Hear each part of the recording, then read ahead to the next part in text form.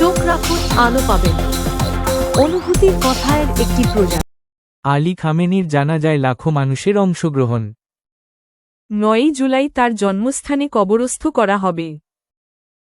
ইরানের দীর্ঘদিনের সর্বোচ্চ নেতা আয়াতুল্লাহ আলী খামেনির বিদায়ে স্তব্ধ ইরান, কিন্তু উত্তাল বিশ্ব রাজনীতি।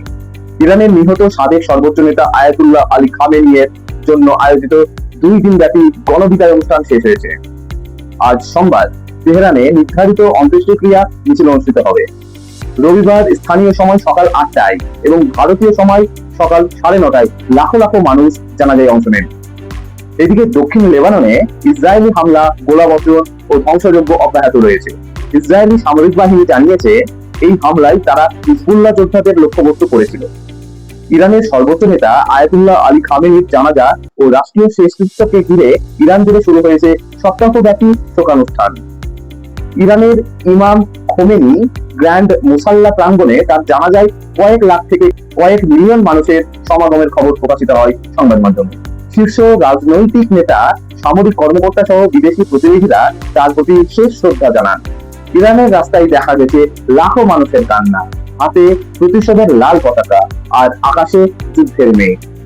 আয়াতুল্লাহ আলী খামেনির রাষ্ট্রীয় জানাজায় অংশ নিতে বিদেশি প্রতিনিধি, সাংবাদিক ও অতিথিরা তেহরানের ইমাম খোমেনি আন্তর্জাতিক বিমানবন্দরে পৌঁছানোর পর একটি বিশেষ স্মারক প্রদর্শনী দেখতে পান, যার নাম ছিল shoes left behind in memory of the children of Minab, অর্থাৎ মিনাবের শিশুদের স্মরণে রেখে যাওয়া জুতা।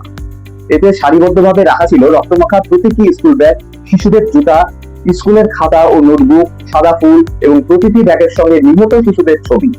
এই দৃশ্যটি মার্কিন আগ্রাসনের দানবিকতার অমানবিক দিক তুলে ধরে। রাইটার্সের প্রতিবেদনে বলা হয়েছে, 28 ফেব্রুয়ারি যুক্তরাষ্ট্র ইসরায়েলের যৌথ বিমান হামলায় 86 বছর বয়সী আলী খামেনি নিহত হওয়ার পর কয়েক মাস নিরাপত্তাজনিত কারণে তার দাফন বিলম্বিত হয়। শেষকৃত্যের আনুষ্ঠানিক কর্মসূচি 4 জুলাই তেহরানে শুরু হয়েছে। এরপর মঙ্গলবার কুম এবং বুধবার প্রতিবেশী দেশ ইরাকের নাজাফ ও কারবালায় শোকানুষ্ঠান অনুষ্ঠিত হবে এবং 9 জুলাই তার জন্মস্থান মাসহাদে কবরস্থ করা হবে, অর্থাৎ দাফনের পরিকল্পনা রয়েছে। জানা যায় খামেনির 3 ছেলে মোস্তাফা, মেসাম ও মোসাইদ উপস্থিত ছিলেন। এও জানা গেছে তার ছেলে নতুন সর্বোচ্চ নেতা হিসাবে ঘোষিত মোস্তাফা খামেনি নিরাপত্তাজনিত কারণে প্রকাশ্যে উপস্থিতিতে আসেননি। বিষয়টি আন্তর্জাতিক গণমাধ্যমে ব্যাপক আলোচনার জন্ম দিয়েছে।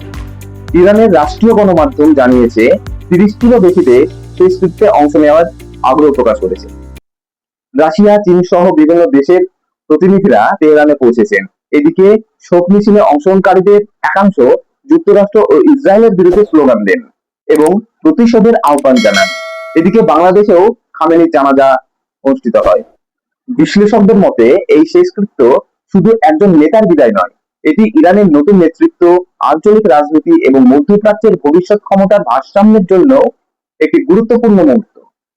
সরকার এই শোকানুষ্ঠানকে জাতীয় ঐক্যের প্রতীক হিসাবে তুলে ধরতে চাইলেও দেশের অর্থনৈতিক সংকট ও রাজনৈতিক বিভাজন ভবিষ্যতের জন্য বড় চ্যালেঞ্জ হিসাবেই রয়ে গেছে।